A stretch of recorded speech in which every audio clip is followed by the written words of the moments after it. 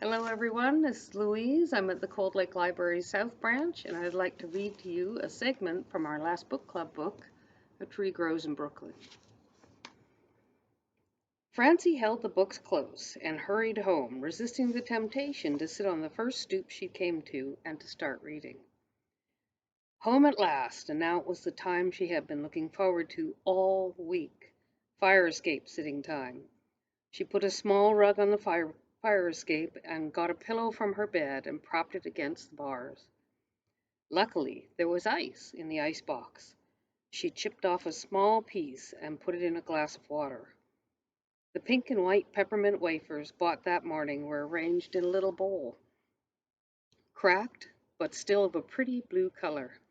She arranged glass, bowl, and book on the windowsill and climbed out on the fire escape. Once out there, she was living in a tree. No one upstairs, downstairs, or across the way could see her.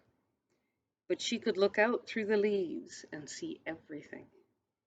It was a sunny afternoon. A lazy, warm wind carried a warm sea smell. The leaves of the tree made fugitive patterns on the white pillowcase. Nobody was in the yard, and that was nice.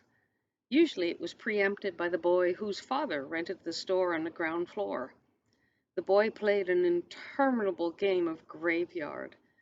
He dug miniature graves, put live captured caterpillars into the little matchboxes, buried them with informal ceremony, and erected little pebble headstones over the tiny earth mounds.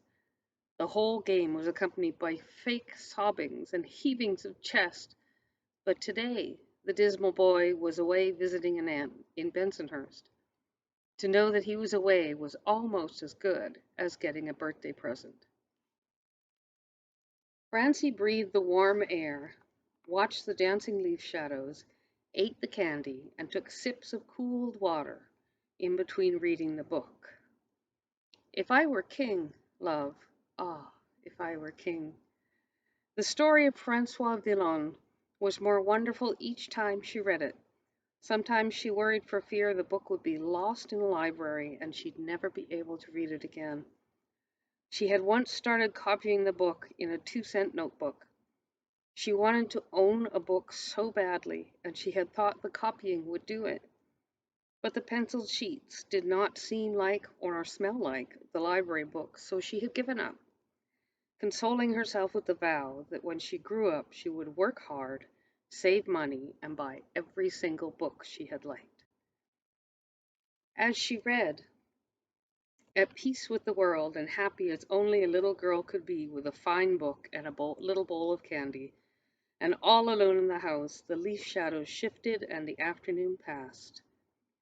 About 4 o'clock, the flats in the tenements across Francie's yard came to life. Through the leaves she looked into the open, uncurtained windows, and saw growlers being rushed out and returned overflowing with cool, foaming beer. Kids ran in and out, going to and returning from the butchers, the grocers, and the bakers. Women came in with bulky hawk shop bundles. The man's Sunday suit was home again. On Monday it would go back to the pawnbrokers for another week. The hawk shop prospered on a weekly interest money, and the suit benefited by being brushed and hung away in camphor where the moths couldn't get at it. Eat on Monday, out on Saturday, 10 cents interest paid to Uncle Timmy. That was the cycle. Thank you for listening. Please put your favorite books in the comments if you like. Record a little video of your own, and I'll see you again.